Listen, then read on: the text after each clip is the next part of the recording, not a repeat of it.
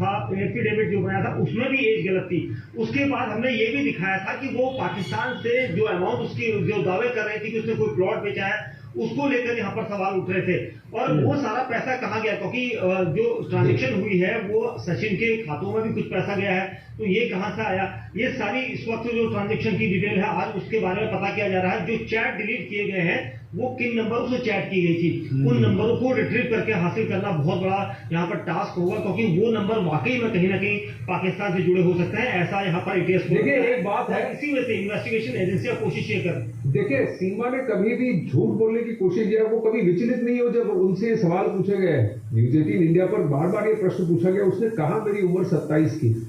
उसने ये भी कहा करीब 18-19 की उम्र में मेरी शादी हुई थी और मेरे 4 बच्चे इससे हुए।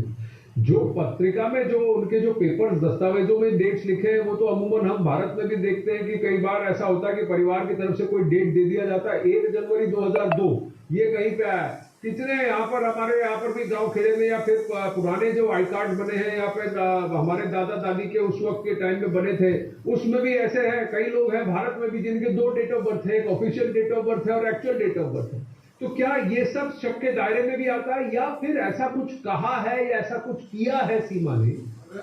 जिसकी वजह से एटीएस कह रही है भैया आपको गड़बड़ है?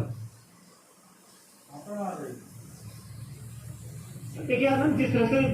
भारत में आपने बात की कि भारत में इस तरह से डबल 2 डेट ऑफ बर्थ वाले कई लोग मिल जाएंगे, लेकिन यहाँ पर सवाल भारत का नहीं है बल्कि पाकिस्तान का है, क्योंकि पड़ोसी मुल्क से कोई भी यहाँ पर अपनी डेट ऑफ बर्थ को बदल के पासपोर्ट बनाकर यहाँ पर दाखिल हो सकता है, किसी भी वजह से वो यहाँ पर आ सकता है और यहाँ पर अपने किसी भी ऐसे कारनामों को वो अंजाम दे सकता है। और इसी वजह से शकी सुई जो है इस वक्त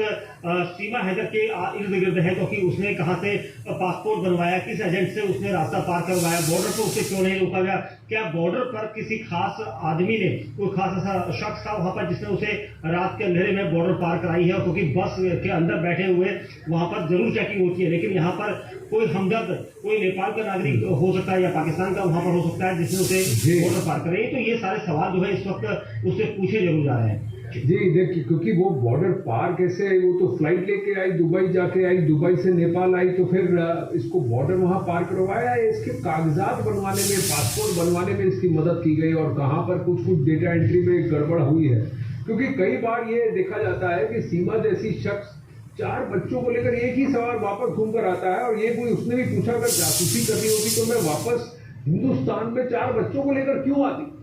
और ये क्यों शादी करके मैं यहाँ रुकती, मेरी मंशा कुछ नहीं है, अगर आपको लगता है मैं गलत हूं मुझे जेल में डाल दीजिए, कहती है सीमा। पर एटीएस को लग रहा है कुछ तो गड़बड़।